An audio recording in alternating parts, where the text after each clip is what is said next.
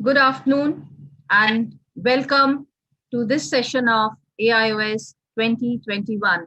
It is at the outset, let me thank AIOS and the scientific committee for this opportunity to have me here as a speaker and allow us in this session. Before we start the session, let me introduce you to my co-speakers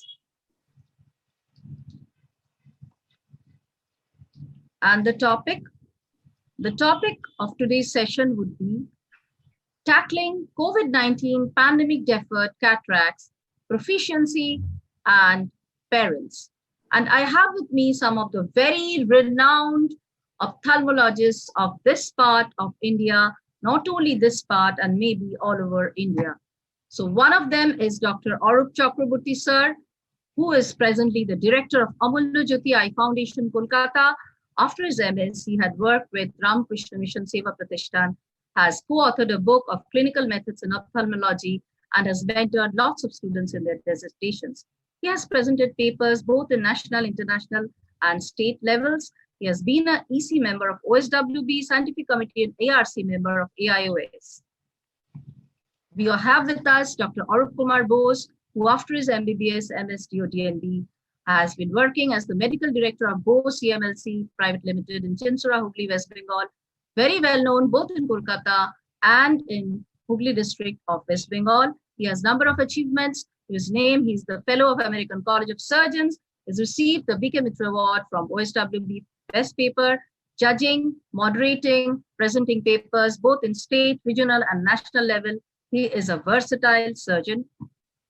Dr. Ajay Pal sir, who is from Silchar, Assam, has been practicing in Kolkata from 1993 after his training in Silchar, Assam, and AEH Madurai Vitreoretinal training in 1991, and right now is the director of BBI Foundation, Kolkata.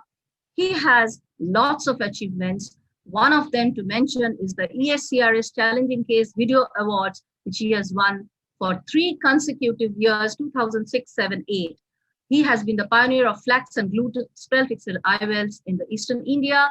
He has been mentoring, teaching, and presenting papers, videos, instruction courses, and with interest in coaxial, bimanual, microphaco, phaco complications, and ectopia lenses in different state, national, and international levels. He is the recipient of the IRSI Gold Medal. Dr. Somdat Prasad is right now a consultant ophthalmologist at MRI Medical Center and Fortis Medical Center, Kolkata, India. Trained both in India and UK, he is a dynamic surgeon with interest in cataract surgery as well as vitreoretinal surgery. He has over 70 publications, 100 presentations to his credit, a fellow of American College of Surgeons, Achievement Award from AAO, Honorary FICO from AIOS, and Honors Award for American Society of Retina Specialists. With this small introduction, I would like to start today's session with the first topic of the day in this session.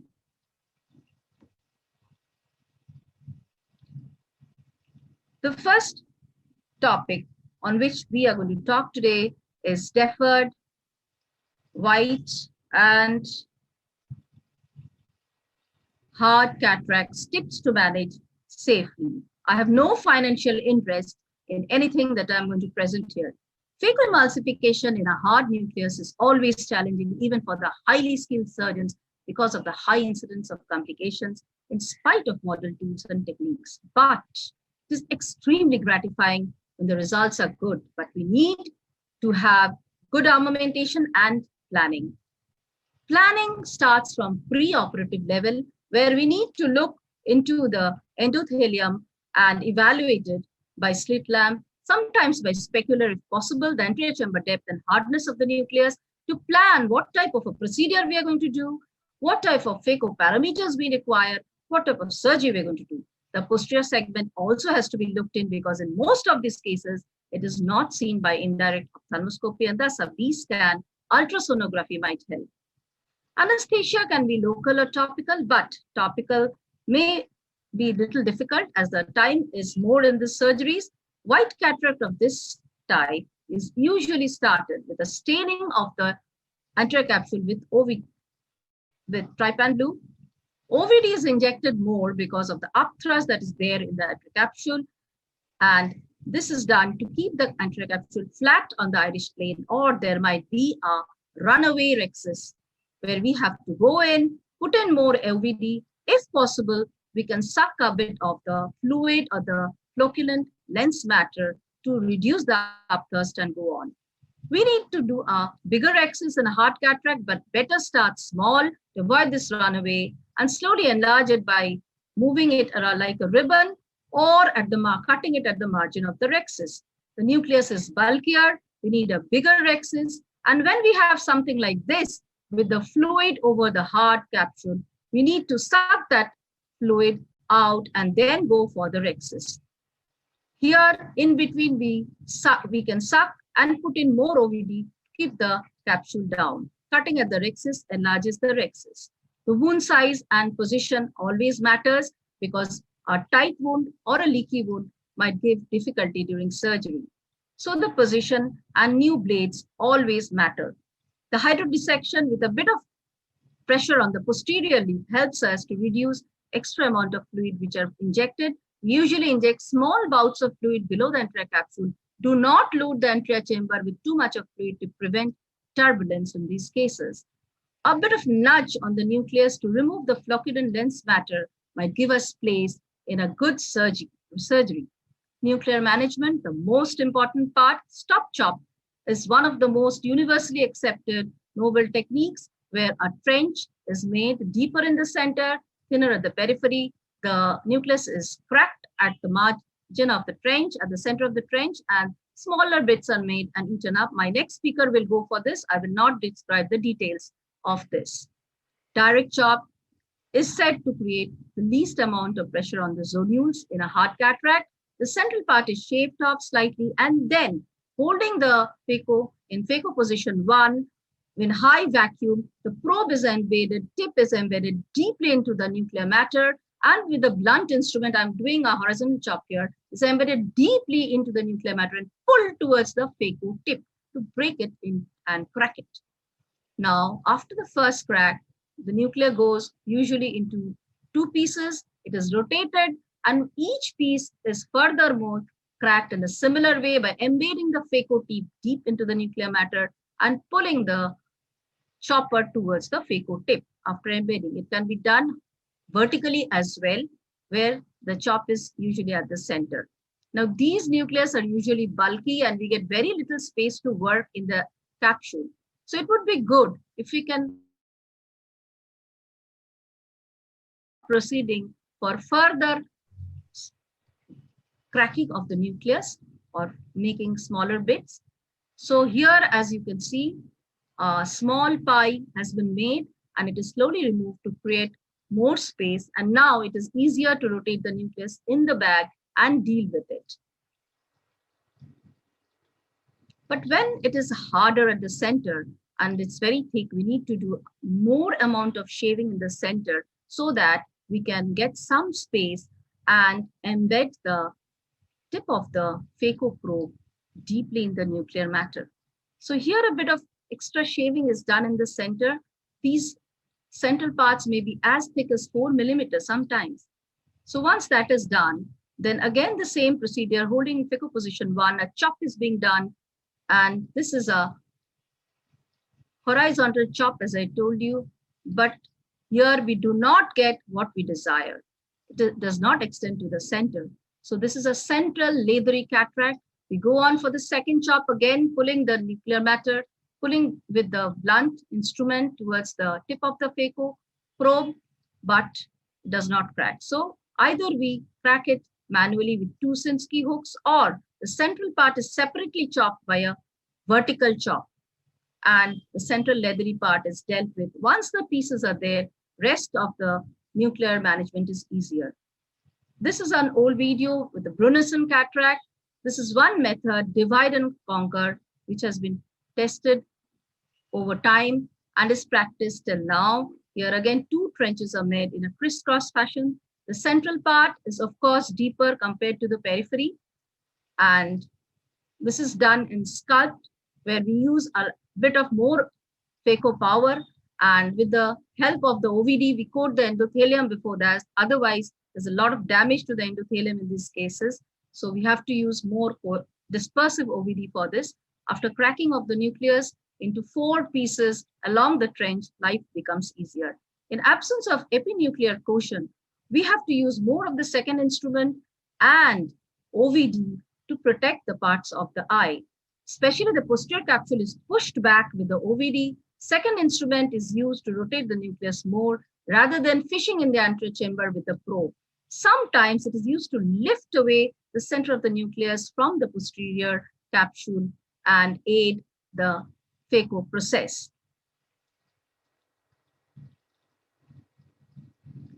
So what are the perils we face? The endothelial damage, runaway rhexis, weak zonules which may give away, insufficient hydrodissection which may not rotate our nucleus, fluid trapping, and posterior capsular rupture. These will be dealt subsequently with the other co-speakers with me.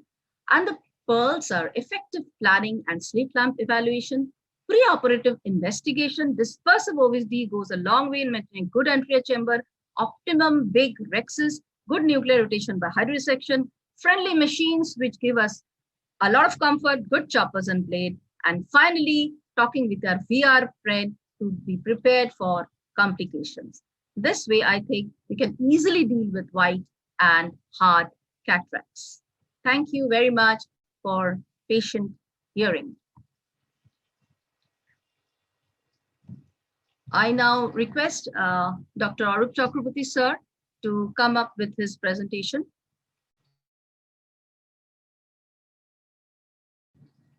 I'm sorry, Dr. Arup Bose, sir. Sorry, Dr. Arup Bose, sir. Chopping away the hardness. Okay, I'm sharing my this thing screen.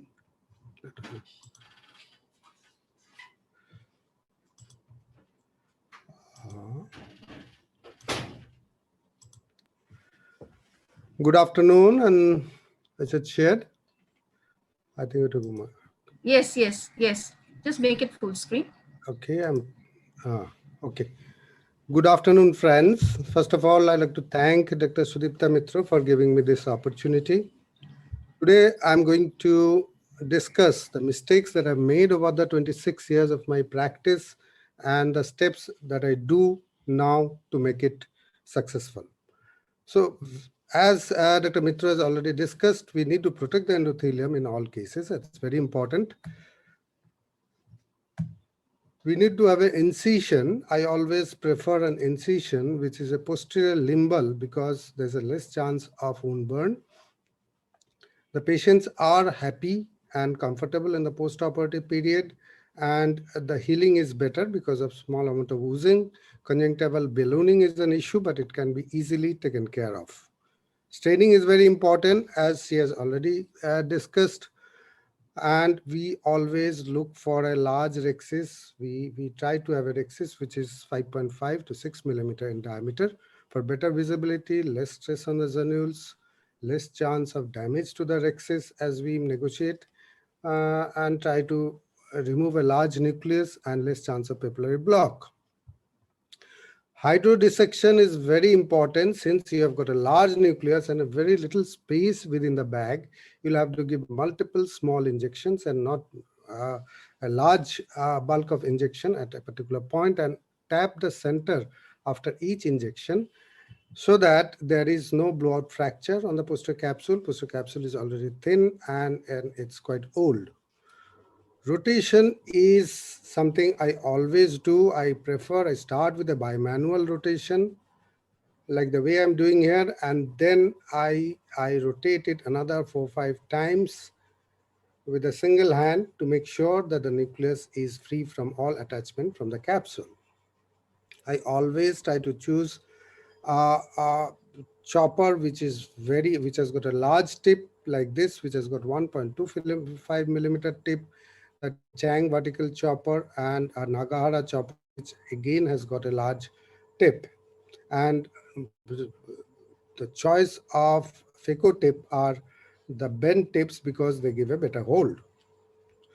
Now, about The technique that I normally follow in hard cases, stop and chop, is the preferred technique which I've been using. I make sure that the phaco tip is exposed more, about 1 millimeter. The central nucleus is first clean, epinucleus is removed to have a very clear view. I do a very deep trench to start with. I widen the trench so that the phaco tip can glide easily within the trench. I try to see the red reflex if it's possible. If it's very hard, it's difficult to see the red reflex. Rotate the nucleus by 180-degree and then continue with the trenching. After having done the trenching, it's very, very important again to ensure a complete separation between the fragments. So this separation you should do in 2 steps. First, separate on one side, then again rotate it, and then do the separation. Make sure both the chunks are separated, and then you start your sub chop with a bit high parameters, that is quadrant removal parameters. Here at this stage, I always use a hyperpulse mode because there's always a possibility of wound burn. You are using too much of power, you are using too much of phaco settings, and you are using high settings. Subdivision of fragments is very important. You should divide it into smaller pieces, and I want to emphasize that every time you divide the pieces, make sure they are properly divided, they're separated from each other, and make sure that these fragments do not bang on the endothelium or traumatize the endothelium, and hence you have to be cautious that you are away from the corneal endothelium at all stages. Viscoelastic vault is a very good technique which has been coined by Robert Steiner. As you do phaco, every minute you need to inject a very small amount of dispersive viscoelastic just under the cornea, and a fairly large amount of viscoelastic above and below the quadrant, so that it acts as an artificial epinucleus. At the same time, it gives you enough space to work with when you are operating on a hard nucleus. Now I'll talk about a terminal chop technique, which I have started doing during the last few months.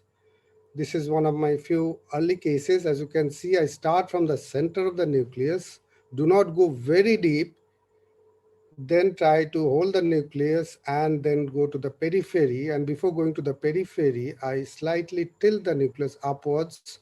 And then once I've done that, I do the other side, go from the center of the nucleus, as you can see, move towards the periphery, go deep but not deep enough, then pull the nucleus towards the center, tilt it forwards and complete the chop.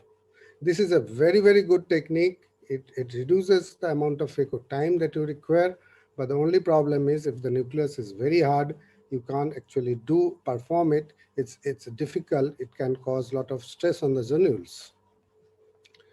Another technique which I had been using for the last 6-7 months is the submarine chop. It works well in moderately hard cataracts. The tip is exposure has to be a bit long. You need to have a long chopper. As you can see, you should start close to your incision, go deep in, make sure the tip as well as part of the sleeve is within the material of the nucleus, and then you chop the nucleus from periphery. Here again, you need to slightly tilt the distal end up, and that's how you can complete your phaco. Rest of the steps are same. So, and another thing I do in all my cases is I make up my mind that I'm going to be very slow. I do not use phaco power till the tip is occluded. I make sure the chunks are completely separated. I refill the antechamber with OVD. I used optimized power settings, that is moderate power, high vacuum, high bottle height, hyperpulse, and sometimes the burst mode. Wound burn is a possibility. You should constantly dribble BSS. Your assistant should constantly dribble BSS at the wound during the phaco. And if you end up with a wound burn, you'll have to convert to the extracapsular technique. So to conclude, hard cataract is a challenge, but it's not a nightmare. Good result can be achieved by adhering to the surgical protocol. You should be patient, you should be quiet, you should make up your mind that that's how we are going to negotiate the case, and you can easily take care. And as Dr. Sudipta has already said, corneal endothelial protection at all stages is mandatory. Thank you very much for your patient hearing. I hand over to Dr. Sudipta Mitra for the rest of the IC. Thank you, Dr. Arubu, sir. That was an excellent presentation with beautiful chops. I think we can take questions from others if questions are there. I would personally like to ask you, Dr. Arubu, sir, Yes. since you've shown us two chops at the end, the submarine chop and the terminal chops, what is the basic difference in the phacofluidics that you maintain in these two cases? Basically, in both the chops, I use almost the same parameters. A bit higher side vacuum. Flow rate is moderate at about 36, and the phaco power is slightly on a higher side. It's about 65 to 80%. And the basic difference between these two is for the submarine chop, you start close to the incision, go deep into the nucleus, almost if your tip is 1 millimeter exposed, you should also include the sleeve, which should go inside the material. Then you slightly tilt the other end up, the distal end up, and then you chop it. While in terminal chop, you don't have to go that deep. You start from the center, go towards the periphery, remain slightly under the level of the nucleus, and then pop up the distal end of the nucleus and then do the chop. The basic parameters are quite same. Okay. If we do not have any other questions, I will request Dr. Arup Chakraborty, sir, to come up with his presentation.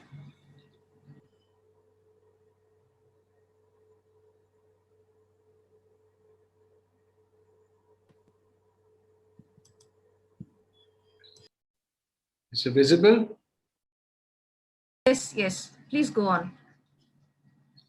I must thank AIOS for giving me the opportunity, and especially Sudipta for including me in this update.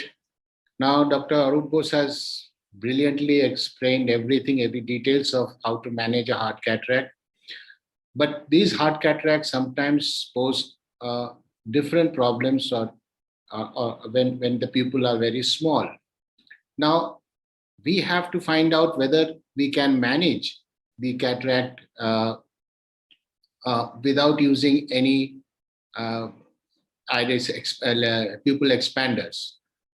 In this case, you could see that it is moderately dilated, and we try to do it without using any pupil expanders.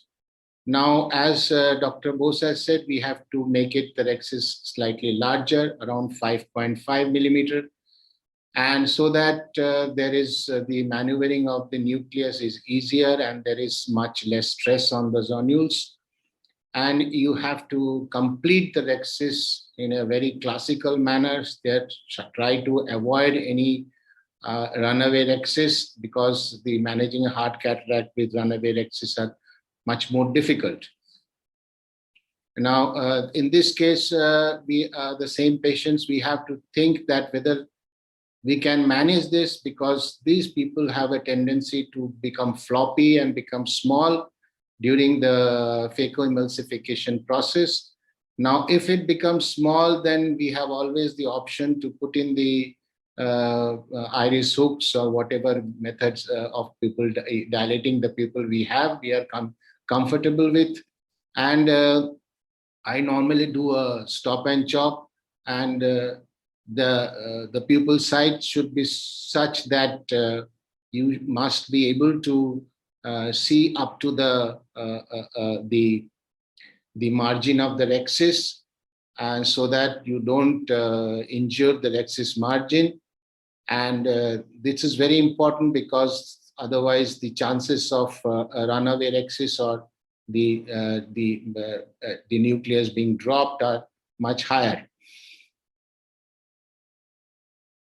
Now you take out one by one pieces, and you can see I am using around a vacuum of around 400, 450, and as he has said that the power is moderate.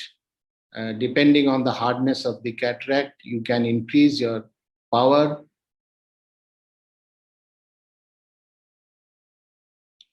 And you take out the small pieces which are behind the iris, and do it very carefully so that you don't injure the capsule. Now it's well removed, and there was no need for any assistance. Now, what are the pupil expanders? These are the instruments which which helps in dilating the pupil. There has to be certain factors which one must consider. One is the easy to insert. There should not be a much learning curve. They should be soft and malleable, does not crowd the anterior chamber. They stabilize the iris well and expands the pupil to a comfortable size, and most important, should be inexpensive. There are many types. It all depends which you can choose anyone with which you are comfortable with.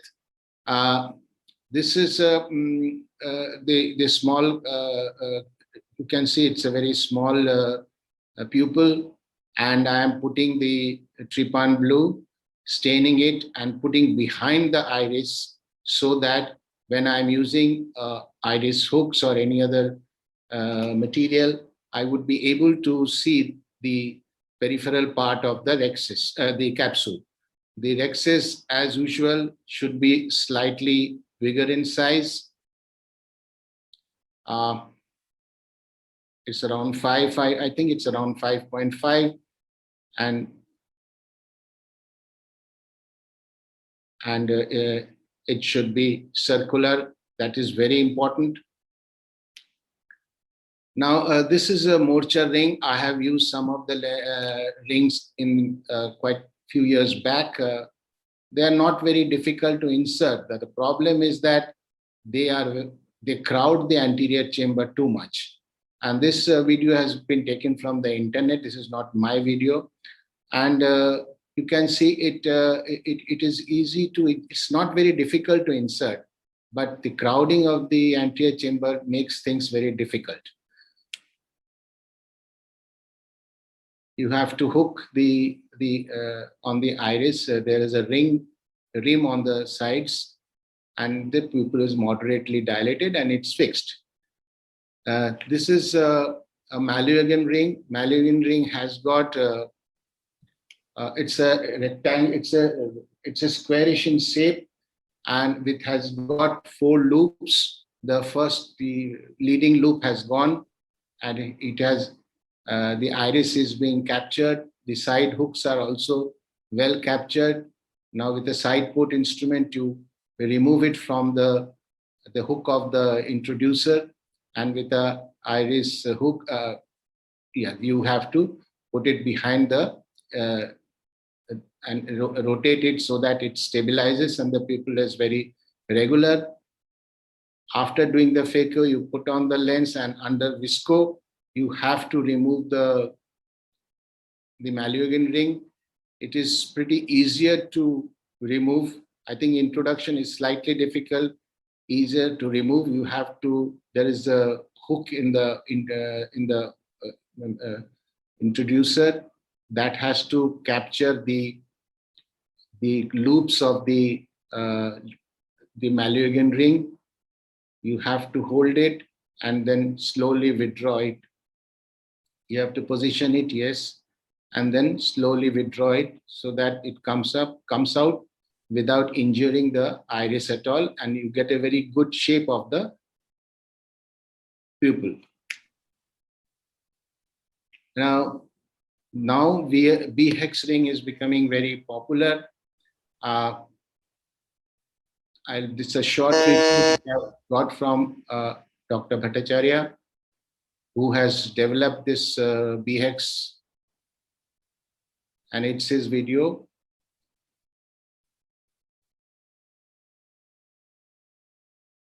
There is a slight learning curve for it, but if you follow all the proper method of using it, it is not very difficult to do it. Now, this is a case of a mature cataract, and the pupil is relatively small. I'm using iris hook in this case. The problem with iris hooks is that it gives a good exposure, but the iris many times are destroyed, the sphincters, and have a very irregular irregular pupil after the surgery. It's the usual one. You chop the nucleus into small pieces, and since this is relatively large and the cataract is not very hard, it's matured, but it's not very hard.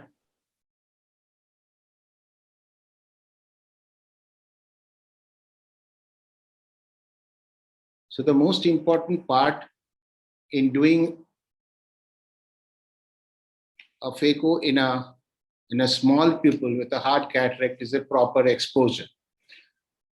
Now, this is a patient who had 2 TRABs done, and as a hypermetro, his biometry IOL power calculation is 36 diopters. And I have used iris hooks and made a relatively large rhexis. But the point is that I have to be very careful because the anterior chamber depth is very slow, very small.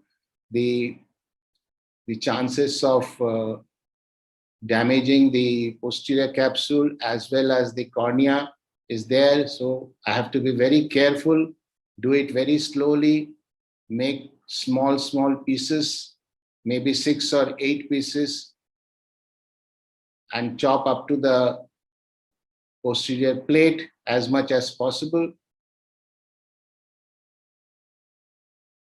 And in between the surgery, at least try to introduce dispersive viscoelastic so as to protect the cornea.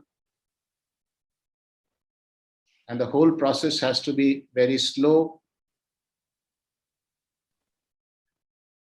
Sorry to interrupt, sir. The time is up. You need to conclude the presentation. Thank you very much.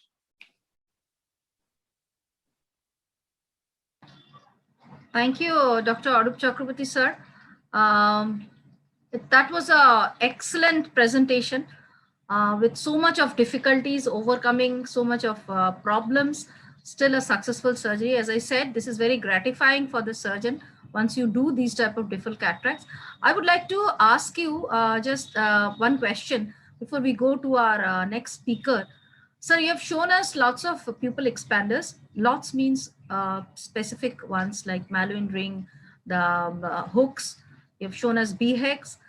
So is there a preference for a particular pupil expander in a particular case, say for a hook? Would you prefer a hook in particular case or a Malouin ring for a particular case? Is there if the pupil is very small, and if there is a posterior synechia, then it is better to use iris hooks. But if the pupil is moderately dilated, moderately small, I mean, it's not very small, then you can go for BHEX or Malouin ring. That's what I prefer. Sir, is there also something like the tonicity of the pupil? Because if the tonicity of the pupil is not sufficient, then maybe the BHEX actually does not work when the That's what I'm saying. The pupil is very small. I personally have not tried, but I have seen not only small, but it is not very easy to dilate. So then maybe we can use Y pushers or any other instrument to slightly push it and then introduce a BHEX. Or maybe the ideal technique for it is the hooks, as you have shown. And one more question. Ideally, we've seen, or even myself, I sometimes use more than 4 hooks, 5 hooks. So what is the ideal number of hooks that is, this is Normally, for I use people who 5 start 4 hooks. Yeah, And people normally who I are use, starting with hooks. sorry. Yes, sir. Normally Yes, I sir. use 4 hooks, but if sometimes actually the packet has got 5 hooks, so you always have the option of using one more hook. So you have to, if you think that it requires the another hook, which normally I think the side port which I make, that area I use a hook and then place my side port slightly towards the main in wound. So that's why you can get, basically you have to have a very good exposure. Whether you use 3, 4 or 5, that it all depends on the surgery, on the case. Right. So for the take-home messages, you can use as many as you. There is no strict rule that or a guideline that you have to use 5 or 4. So Only basically, thing- it's that. And any message you want to give us about the particular OVD that you would like to use when you're using any pupil expander? I always use in this case, expanders, no, I don't especially, if the pupil is small, the there is no need to use, that's the basic thing. But hard cataract and you have a shallow AC, but in hard cataract, you must use a dispersive disposal. That's very important.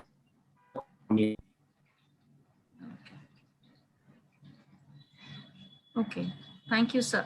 I think there's a bit of a net problem with sir. So I will invite our next speaker, Dr. Somdat Prasad, sir, to move on with his presentation. Sir, are you ready?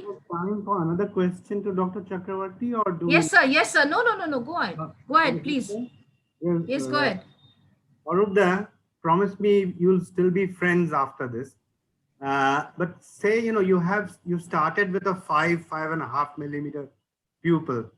Think I'll get away without devices, and the iris starts flopping and becomes smaller. At that point, do you want to go in for a ring or for hooks? Whichever ring. Sir unmute कीजिए sir. I think you need to unmute your sir unmute कीजिए. Arubda, please unmute. Very sorry. Actually, you need to see whether I am comfortable with the hooks. I can use the hooks whenever I want to. But the thing is that with the ring, if the anterior capsule is visible, the rhexis margin is visible, you can do the rings. Rings are not an issue at all.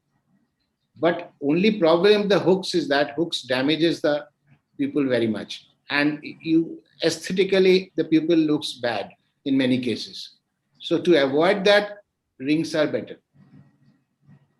But you can use the rings even if the pupil is becomes small in the middle of the surgery. Arubda, I'll just slightly differ. I normally prefer hooks in a situation like that, and I'll tell you why. Small pupil, hard cataract, or the pupil is getting small, it might start showing some zonular dehiscence, something. If I have hooks, I can move the hook to support the rhexis. I can't do that with a ring. So I'm just thinking somehow I have to finish this surgery. The pupil might not look very good later on. We'll worry about that later. It's a very good point.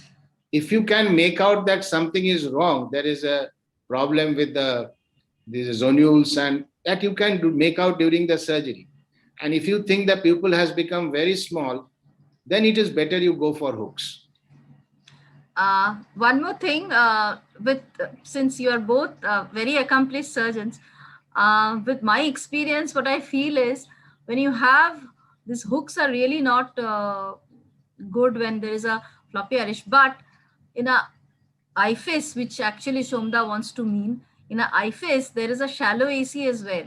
So introduction of this BHEX is much better.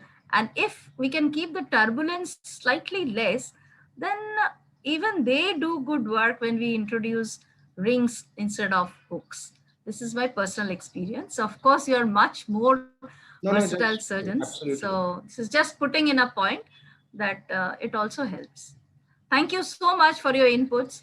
And if you have no more questions, Somda, will you please present now? Share my screen, if I may. Thank you very much, AIOS and Sudipta, especially for taking the trouble to organize this course and asking me to be a part of it.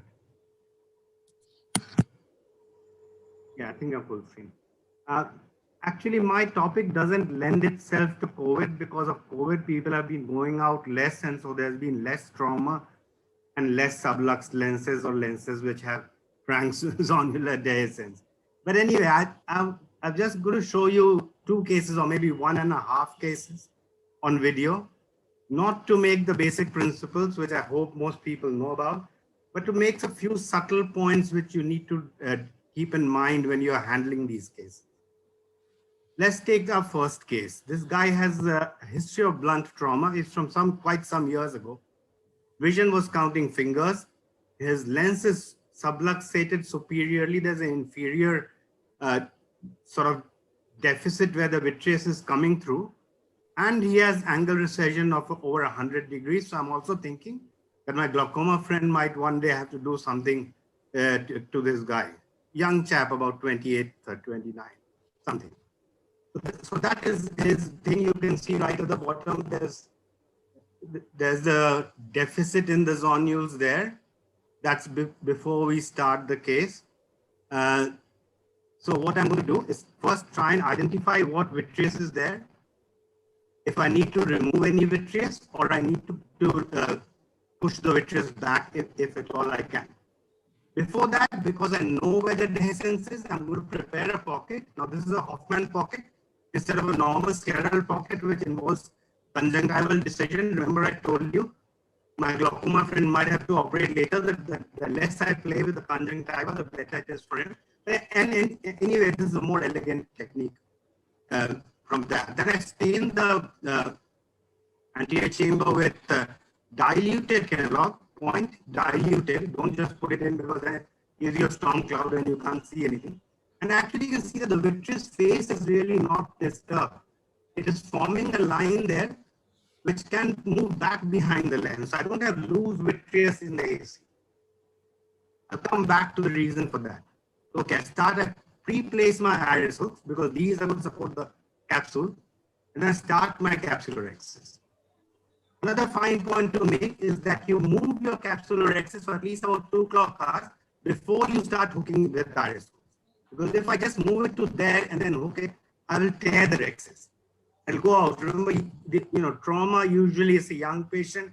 The capsule is more elastic.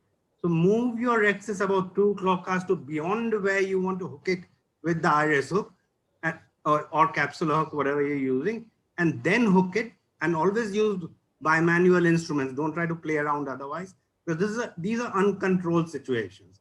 You don't want the thing going south really. So we've now got 2 hooks in. So I'm reasonably comfortable. My rhexis is complete. I'm reasonably comfortable. What I'm doing, I've done my phaco. That wasn't a very hard cataract. So I've done my phaco and I'm just very gently removing the soft lens matter. And then I put in this device, which is an MF segment. Not as popular as rings, but much more versatile because you don't have to dial it. Remember, if you dial a ring, say a Sioni ring or even a capsule tension ring, dialing in it, you're causing radial tension to the remaining zonules. You want to strengthen the zonules, but you're weakening them. This thing you can just shove up to where you want. I shoved it up to where I want is already pre-threaded with the 9-on island. I pass my 2 needles under the iris in front of the anterior capsule, through the sterile pocket and through the conjunctiva. One and then the second one. Both go in. Just imagine you've got both the needles there. In a second they'll be out. You cut the needles, throw them away, and then you go inside this. You sort of pull the threads till you've got your bag center, and then you go inside the sterile pocket and pull the ends out. Because what I don't want is an exposed knot, and I don't want a knot which will expose in the future. I want a knot which will stay forever buried. So I go in and like fish out one end. Remember, I've cut the needle, so I pull long enough, I'll have a free end. There's the free end. And then the other one, and then I tie that knot. So once I've tied that knot, put my tree to whatever, Now I've got a well-centered bag and it's an easy matter of putting the lens in. The whole point of showing the case was just to make these few subtle points where you can get caught and think, oh, I'll just grab it with the hook now and your iris tears, or I'll open the conjunctiva and make big scleral flaps and then your glaucoma surgeon kills you later on. And in fact, just be very controlled, very slow, very, very low. Everything is slow, and there's a lot of sort of dispersive viscoelastic like Viscoto, whichever brand you prefer, being used. So that was case number one, and I'll just show you part of my second case because I don't think I have time for the whole case. So this guy again has a history of trauma, and you can see that lens is dangling if there was ever a dangling lens. The zonules on your right are intact now, on the left are not, and I'm doing the same thing again. I'm extending my rexus, although I want to hook it and support it, but I just wait till I've gone more than 1.5 clock hours beyond my iris hook. You can see because the stained rexus is easy to see, and then I engage my iris hook there. The reason I keep repeating these points because I've made these mistakes in the past, and once you know what to do, then you don't. And then I complete my rexus. Once you've got a couple of supports in, then I complete my rexus, and having then completed the rexus, I'm feeling quite happy. I've got the lens in a horizontal position. I've got 2 iris hooks supporting the capsule. Okay, things should be all right. Very gentle hydrodissection because again, you don't want to blow anything up. And I start I put in the capsule tension segment at this stage. I haven't really decided. You saw how that lens was dangling before I started. So I haven't really decided whether I'll get away with it or will have to convert to a vitrectomy. So I'm not going to suture this segment in yet. What I'm going to do is take one of my iris hooks and engage the middle little eyelet. It has a long C segment and a smaller thing, and I'm going to engage that with the hook. That's another technique you can use. You've got it temporarily supporting it. You've got a 120-degree segment supporting your zonular loss area. And this is now a fairly stable system, or so I think. I'm quite happy I start my phaco. I'm going to do a stop and chop. I'm not going to do fancy chop here because I don't want the lens tilting. I don't want any pressure on whatever is on you. You watch on the right, the zonules are going. The zonules I told you were intact from where the thing was lying. Those are going. You watch what I'm doing. So I stop. Before I withdraw, I fill the anterior chamber again with viscoelastic, which is dispersive. And then I go to the other side and put another one of ICAMA's little segments in there. And I do the same thing. I'm going to put in another iris hook there, drag it into the bag with a little C in front, and put another iris segment in there. Again, pass it through the little hole. So now I've got 120, 120 to 40 degrees supported. So that bag can hardly go south till I decide to take my iris hooks out. By that time, the lens will be gone, so I won't have to worry. And then I go back, and yes, it's still wobbly, but it's relatively stable. And you make a very deep groove because, again, you don't want to use much separation force, and you split right at the bottom of the thing. And once you split it, then you're back to an easy game. You rotate it, nibble little bits, and go back and suture suture your segments, put in your IOL. So that was just some few little tips about handling subluxed or almost dislocated lenses. Thank you. Thanks a ton, Shomda. And I think we can take some questions before we go for our next speaker. Aurubda, you have some questions for Shomda, please? Yeah. Question. When do you think that you should be introducing the CTR? Because that's very important. If you introduce it early, then it becomes very difficult to take out the nucleus and the cortex because it gets entangled there. And in cases where, not in these 2 cases which you have presented, I'm saying otherwise, in case of you, when you are doing the surgery, you see that there is a subluxation of the lens or the zonules have gone in one part of the cataract. then only when to introduce a CTR, how to prevent that. And number two is that, I think number two is that when do you think you should use a capsular ring to hold it? Capsular ring to hold, not quite sure about that. Iris hook, capsular hooks, I'm saying. Oh, iris hooks to hold it. Let me answer the first one first. The first question was whether what is the timing of putting in the CTR? Timing is you can do it at any time after you have done your hydrodissection. And I take the point, you might entangle some cortex. It generally doesn't entangle the nucleus. You might entangle some cortex, which is caught between the capsule tension ring and the capsule. So once you finish your nuclear disassembly and removal, it becomes sometimes difficult to take that cortex out. But remember, there are two reasons to put in a CTR. One is to give you support, and two is to stretch the bag. If you have a large zonular deficiency and you wait to take out the nucleus, the capsule will come to you while you're doing your phaco or your chop, because it's not supported by anything. I mean, for lack of time, I didn't show you those videos, but the capsule bag actually flops towards your phaco probe, and that is a very difficult thing. It's heartbreaking for the surgeon. I'd rather have a little cortex, which I will remove later on, not by pulling centripetally, but by pulling sideways using a windshield wiper kind of effect, and usually you can get away with it. So that is about CTRs. The time to put it in is just before you think you need it. That's an easy thing to say, but a difficult thing to do. But I wouldn't delay putting in a CTR. And the second question was, when do you think you need hooks to support your capsule? That is when you have frank loss, like the cases I showed you. You either know it's there before you go in, or during the case, and you think a part of your lens is tilting south. Then you have to put a hook to sort of pull it forward and keep it forward. Usually 2 or 3 hooks. Yes.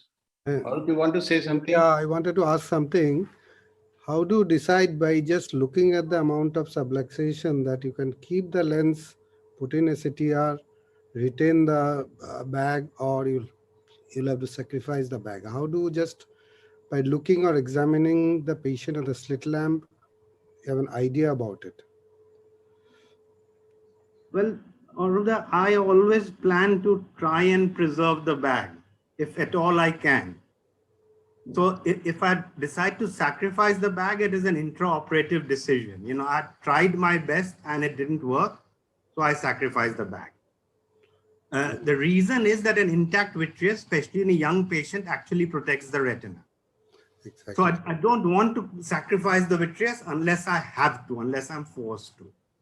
So I always go in thinking I will do one of these fancy tricks, put in a ring, put in some segments, suture them if necessary. Now, how do you judge during the operation?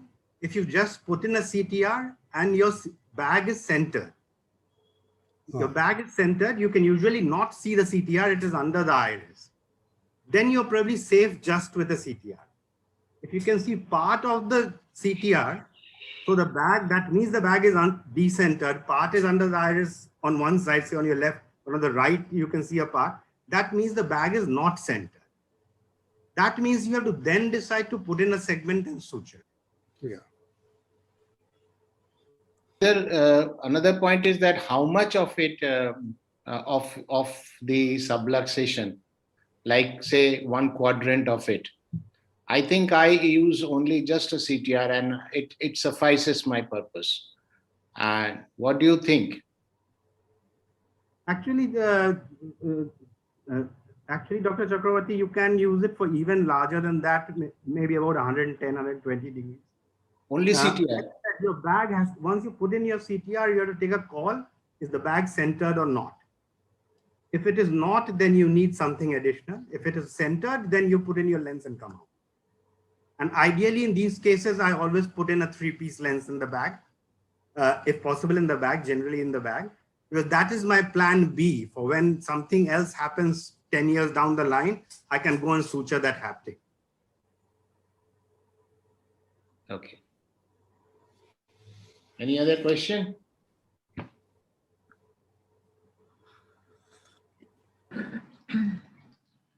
We don't have any other questions right now. We have Dr. Ajay Pal sir, but then I think he's going to be a little late. So we can continue with the discussion. And maybe by next 5 minutes, if he's not here, then maybe I will look into it. I'll share his video if by next 5 minutes is not here. We can look into it so that when he comes in, we can discuss the videos. So, Dr. Yeah. Arup Chakraborty, I've got a question for you. Yeah. Just by looking at the pupil size preoperatively, how to decide that you are going to start with a ring or a iris hook, or just carry on and decide it later? And See, what are the preoperative steps, extra steps that you take to prevent pupillary constriction during the surgery, with special reference to IFIS? To the IFIS, many times you just cannot. Am I audible? yes, you are. But The it's little, IFIS, majority of the times you may not be able to understand or estimate that it's going to happen. It's especially during the surgery, it happens. And in those situations, if you think that, and usually it occurs in the middle of the surgery when you are in the phaco, inserted the phaco tip. So then in this situation, if you can manage, only thing, the problem is that the iris will come out through all the apertures, like the side ports, if you have this on the main wounds. So the only thing is that they try to have a side port as small as possible, only to negotiate your chopper. That's it. And the main wound has to be the tunnel has to be little longer. If you expect that it is going to be IFIS, you make your tunnel slightly longer. That's the only way you can prevent it. But once it's there, then you have no other choice to see that if the surgery becomes difficult, then you have to introduce iris hooks. Normally, I prefer to use iris hooks in these situations. And in case what you said that where should how will I know that I'm going to use the iris hooks or iris expanders or not at all? That all depends on maybe a pupil size of 3.5 to 4 millimeter is the pupil size. You can try to use it. And if the cataract is not very hard, there is no other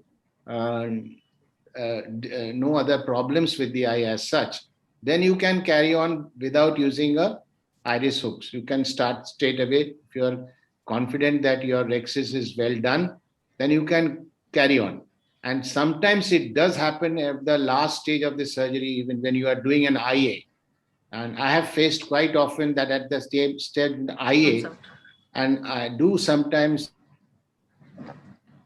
adrenaline inside the epitrate inside the eye to dilate the pupil. Sometimes it doesn't. And these situations, you have to use hooks. If you need, maybe needing one, or maybe two, maybe three, depends on how much of the cortex is behind.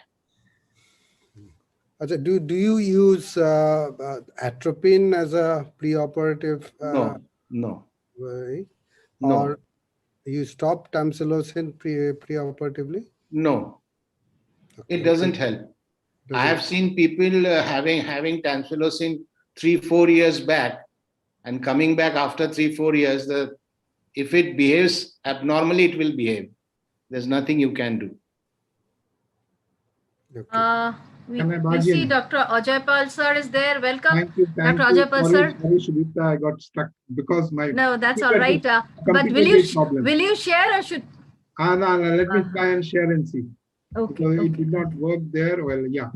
So I'm with, I think, can you see my screen? Yes. Please go on. It was not seen in the earlier. So I think I'm presenting the femto part first. So is my music too? Yes. Yeah. As Shubhita has given me, I think you must have seen a lot of heart cataracts. Sorry, I missed them. And that the chopping that we all do is get those pieces and the left hand moving. Ajoda, one sec. Can you just lower the music? We can't hear you much. Is it okay now? It's there not any- audible. The music is completely stopped. Okay, that's better. Okay. So I had positions where I had to lose my PC. This is one of those bad PC where I tried to do I'll scaffold. As you can see, I can get those hard nuclei and they're stuck there. And this was a color state type. Was some part went behind the lens, behind the IOL, and some part went above the IOL. I'll show some other in my next year. But look at it, I had to suture it. So these are some of the vagaries of doing a hard cataract. I'm seeing, you can see a lot of my good videos. I'm seeing everybody has shown, but these are some of those hard days you come across these cases. So femto and rock hard actually has changed a paradigm. I must have done in this period on over the last few years, couple of years, almost 300 plus this black cataracts. And this is where I suggest them and look at that way that the central crater, and then definitely when I try to move those pieces, they become much easier. And the energy, it has been proved that energy, the EPT and the effective endothelial cell count definitely goes down. This is one more way of doing it. Is even a brown cataract, you can do a matrices, small matrices where the energy used, but the catalyst energy may be a little bit more, but then if you're careful in how you space those energy, the femto energy, you can definitely, and this definitely with those small pieces there, I mean, they are already broken into small pieces. It almost comes with 20 or 30% of ultrasound power and definite reduction, almost 50% in this sort of cases. I can see in general it is 20 to 30% reduction, but this is again a rock hard. You can see I have done, and this is I suppose was done in this lock-in just after the lockdown period. You can see some the air coming out. I mean, this is the newer parameters that are there. The air comes out, the air that comes down, the bubbles that they are definitely are lower. As you can see, I can do just that. There's central sculpting. As I separate those nuclei, yeah, there it is. And then I go in with the second one and the third one, it becomes easier. See, the left hand, I'm just holding it. When the right hand just heats up the focus, and left hand, now normally I would have to struggle to keep it off. And then this central plate, how to deal with them, the sharp margins and all. I mean, those things are as I'm putting in, see, my assistant is putting the Visco or the phaco tip, fearing I might spread some corona there, but then I don't know how much founded that is. But then, yes, there goes the lens in the bag. I just maneuver it right in the bag. The lens can be any lens of your choice, no financial interest, but then you can see the nice rexis, round central rexis, a good sight to see, especially in the post-op period. It looks really nice and very early settlement of the refractive status. And then white cataract, as I said, and I mean, we have to struggle with the left hand, right hand, and many a times you may not, and the way you would like it, you can extend, or it can, from the famous Argentinian flag sign. Yes, these are a part of the white cataract, but look at the intumescence, as you could see. This definitely has changed the way we deal with white cataracts also. As you see there, I'm using, this could be an ideal, femto white rexis, but that is not always the ideal situation. See, in this case, there is the rexis has gone off. There's a free floating there. It has curled itself and down there because the fluid escapes in one side. So many times you can get incomplete rexis, but all you have to do is hold by the forceps and see, look at it in the same way. Getting 3 or 4 pieces there. And once you get those pieces, you can just emulsify with the left hand, right hand combination.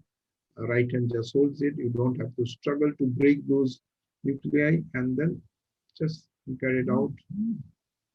Emulsify it. Obviously, the energy used is much less, and the emulsification is easier. It's healthy on your endothelium, especially in these cases. And the rexis, as I said, is definitely, and you can do easily polishing, capsular polishing, or taking out those particle matter, as they said that from the periphery you don't get it, you can get a hold, but definitely you can get it. Again, you can see the intumescent that you can be seen here in your and there. I'm normally don't do the side put, I do the main incision. This is what I'm adding with an LRI there for 0.5, 0.75, and many times you can get those micro adhesions. You can just have to with a simple instrument, or in this case, as you can see, is the incomplete, the fluid, it was too much of intumescent, the fluid is escaped, and so the rhexis, though it has fired, there are small dots, but it has not been completed there. And I can do the complete rhexis there. The rhexis is completed there, and look at this case again. The free floating rhexis is almost done there. See, just a small adhesion as it looks like, but then you just put visco, it comes out, and you just have to hold it and get it down. These are only some of the pitfalls you can have if you're not very careful, or if you're not titrating the energy the right way. Again, this is one more case where the rhexis is incomplete there, but then we complete it with the side, with the micro rhexis forceps. It's just like the postage stem. All you have to do is hold it and get it out. And there we complete this. There, this is one more case where the rhexis is free floating, just like the earlier case. I had to look for it, and then it was there lying by the side there.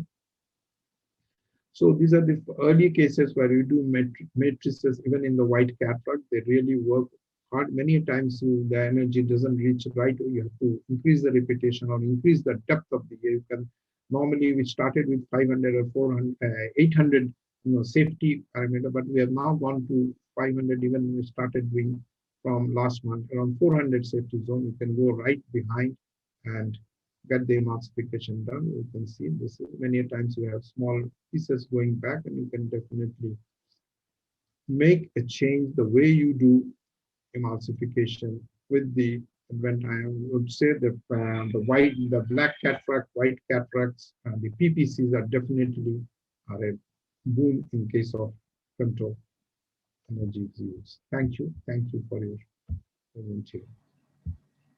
Since Ajada, we've all finished, so you can continue with your next presentation, although I have some questions with your femto. I'll just yeah. So I was just about to ask you, since this cataracts are very hard, so the laser penetration level, how is there a difference in the setting of the machine that you do? Have to do the settings. I mean, those are actually, as you learn, I mean, what in the earlier first 1 year, we did not take up these hard cataracts, but as we got into some experience with it, and definitely we are doing more harder cataracts. Earlier, we thought that we are better off with our technique that we do, but definitely recently, in recent times, we have been taking them hard cataracts. So let me share my second presentation. Is it visible?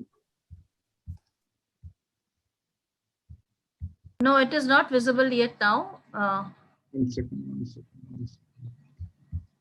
The folder is visible. The presentation is open here. Yeah. Yes. It's visible now? Yes. Okay. 1 second. Let me do it full screen. There it is, the PCR. And I'll get the music down. Yeah. So managing hard cataract. Now, this is the first case. I think I'll show you. This is an old case where almost 7-8 years back when I was using the Infinity. As you can see in the left hand, see as I was doing it, the left side, left hand, as you can repeat it, see that I could not, the dip that was there. See the left hand dip which has happened. That see the left hand, see the lens is as if it is moving. So there it is. So it seems that I have done something there. So I rotate the lens there. Ajada, please reduce your music. No, I've reduced it. Yeah. So there it is. I have not completely separated it. So there is one piece there. So I just bring it in front. There I now see there is the PCR over there.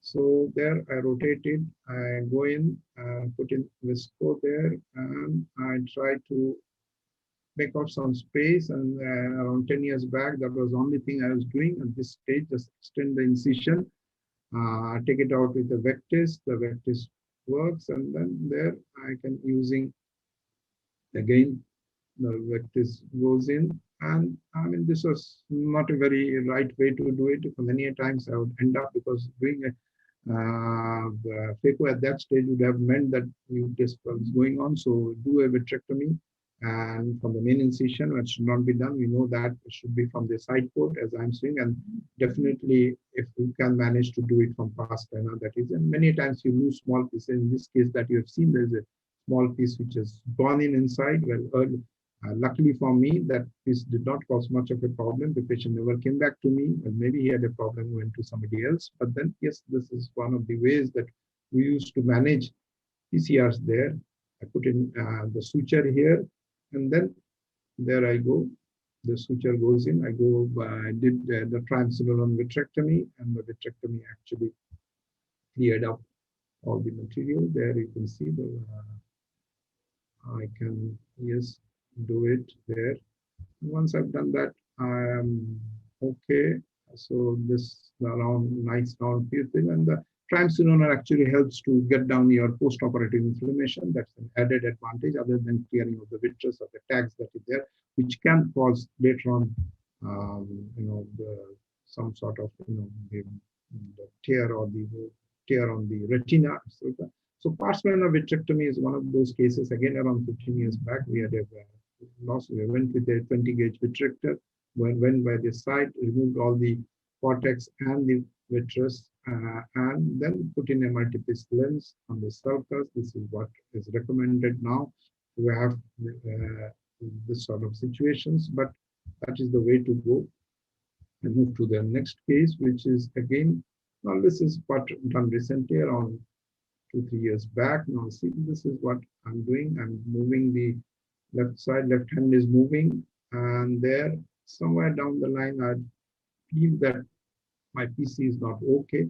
See, I'm not completely separating them. This is what I have learned in doing a hard cataract. Well, earlier I was very fastidious about removing some. See, I have got a tear there, but all this, if at this position I have it here, I put in Visco there, remove the whole part. Now, the advantage of having not separating everything, and at that position, if you have a small rent, the whole thing goes down. Now see, here I've got a big chunk, but I have put in this code there, no financial interest, but it really works well. The pupil has come down a bit. I've got a Visco. This is a small chunk, so I'm reducing from the sides. I'm doing a bit of the vitreous has not yet come, so this is possible only when the vitreous is not still in your anterior chamber. There I go in with the multi-piece lens. Now this is my preferred way of doing the iris scaffold. There it goes over the iris. There it goes. So I have got this part over the lens, and some part maybe some nuclear material cortex may be there behind the lens. So go in with the vitrector, do the vitrectomy. Once that is there, the lens is now gradually maneuvered into the sulcus. One haptic goes there. The other haptic also goes in there gradually. So there I have it on the sulcus. Once I've done that, there I try to capture on the anterior rhexis margin. Once that is done, there I've got it. And then I do my routine triamcinolone test. All patients who have a vitreous loss definitely going for a triamcinolone, not necessarily in all cases.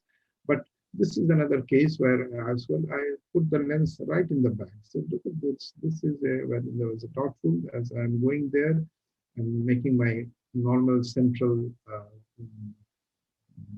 trench, and then separating each one by one. They're still attached. There are parts which are attached to part, and there I can see. I thought I saw there is a PCR there, but I was not very sure. I put in viscoelastic, tucked it, and continued with my emulsification. Yes, but there was a big chunk there, and then I was not very sure. I didn't know that when the zonules were not acting well. So immediately I could see the bag. Well, before taking any decision, this was a hydrophilic lens. Whatever bag was available, I just put in one end in the bag and another over the iris sulcus, and I continued my emulsification. So I had that scaffold there, so that part cannot be on there. And then that nuclear, the cortical part that was there behind the lens, I just got it out. And then I could see some vitreous that is coming in from there. So I put in there. So I thought I'll leave it for the last. Let me put the lens in the bag so that the lens goes in the bag. And actually it came out that there was some zonular detachment over there, and some vitreous did come out. As you can see, the vitreous strands are there. I continue with the vitrectomy over there. And once I've done the vitrectomy, I've removed that here, there. The vitrectomy, some view strands there. The pupil is nice and round. I don't know why I didn't put triamcinolone in here, but then I thought I had everything under control. And this is one, my VR surgeon, he said that he just did the silicone oil removal and the cataract came after. First he told me that cataract, he removed it after 3 months back, when I thought maybe it's a normal case, but then later on after surgery, he told me that he had removed it just 3 weeks back. So the moment I put in IA there, so the whole thing goes down. So he again got in there. So these are the situations when a VR surgeon refers to a case for a cataract, immediately be careful what he does, because he might have done either by injection or by his cutter to clear the base. I mean, Somdat is there. You can also say that many times inadvertent touch may be there. So it's very important how fast the cataract came after the any VR procedure. That's very important. So the lens goes in the sulcus again with the oil capture. And that's my little bit of journey of PCR that I've gone through. Thank you. Thank you. And there I do a oil capture again. Thank you, Shubhita. Thank you very much, Ajoyda, for these beautiful videos. I have a couple of questions for you, but before that, there's a question from the audience. Dr. Parag Mukherjee has asked that describe the saddle hump technique. Please discuss on the saddle hump technique. Any one of the speakers would like to take? Arubda, Dr. Arubu sir, saddle hump technique. I don't have any idea about saddle hump. Sudipta, can I leave because I have to go back to the first. I could not complete there. I'll come. Okay, I thought I would have been asking you that you've used a single piece lens in a IOL exchange. So when you use not an exchange, when you used for IOL. Because in this case, I said I was not very sure whether where I had lost, and I could see the bag there, and towards the end, it appeared that it was a zonular dehiscence, a little bit of vitreous. So I put the single piece lens, and then maybe if I just wanted to show. We usually prefer a multi-piece in these cases, right? For IOL support, yeah, for that. Okay. Thank you. I'll leave you. I'll ask you in physical sometimes, or maybe in virtual platform. Okay. Thank you so much for presenting. So going on with that question of saddle hump technique, Dr. Arup Chakraborty, will you take up that question?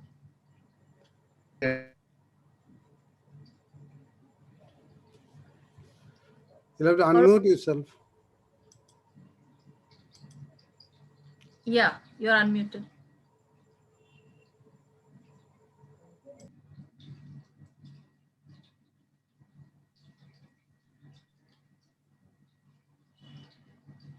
I think he logged off or something, that is connection error. Yeah, there he is. Yes, Arubda, we can see you. Would you like to take that question of saddle hump technique?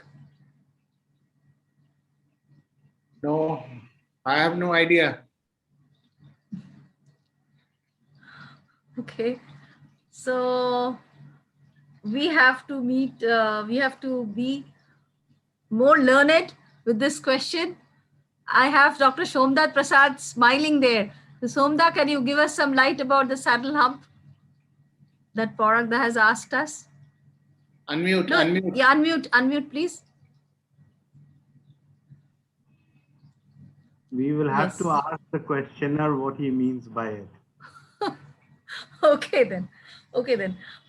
Before, as Ajada has left, so naturally we cannot question him anymore. But I would ask a question to Dr. Arup sir. What about a case where you have a high myopic with a hard cataract, and what would be your CHOP settings to optimize? Basically, the problem that we face with high myopes is that the antechamber is very unstable. It sometimes become very deep, sometimes very shallow.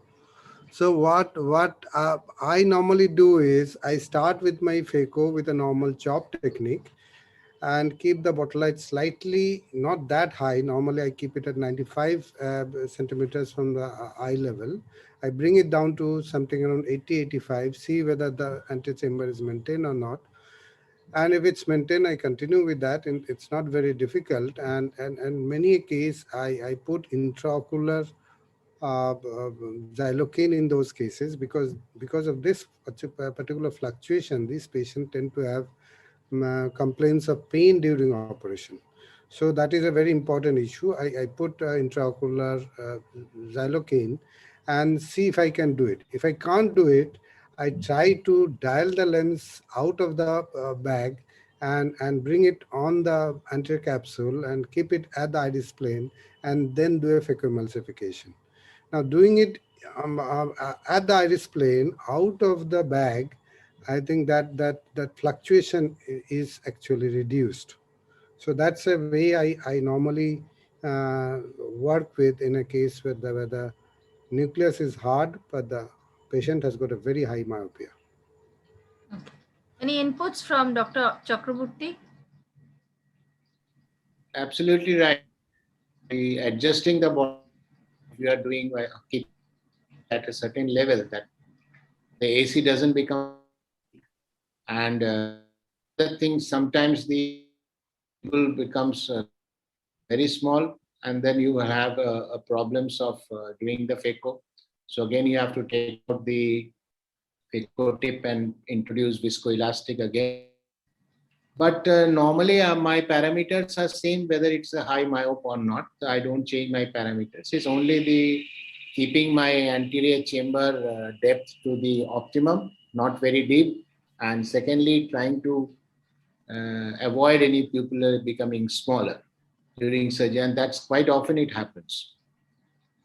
Dr. Arupda, as nowadays phaco machines are so advanced that they can detect the IOP during surgery, intraoperative, some of the machines, or we can manipulate. So do you manipulate the IOP during your surgery in these cases, putting it down in a chop Normally, case or increasing it in another? When I'm operating with the Centurion, I normally keep my IOP. In normal cases, it's around 40. But when in high myop, it's usually 30. Not more than 30. Sometimes I reduce to less than 30. Okay. We should stop now, I think. Yes, yeah. If there are no questions, Shomda, do you have anything to ask or add on, or we will sign off and leave for the next session? I think we're running out of time, so we should sign off. Yeah, it's 53. We are till 55, but it's okay. That was an excellent session.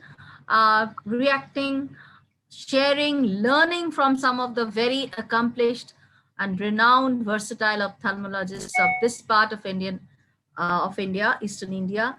And I was very honored to be a part of this session with the senior ophthalmologists. And thank you, AIOS, again for the opportunity. Thank you all. And I must thank our hall coordinator, Mr. Padam, for a beautiful coordination. Thank you so much. Thank you all. Have a safe day and a happy day. Thank you. Thank you.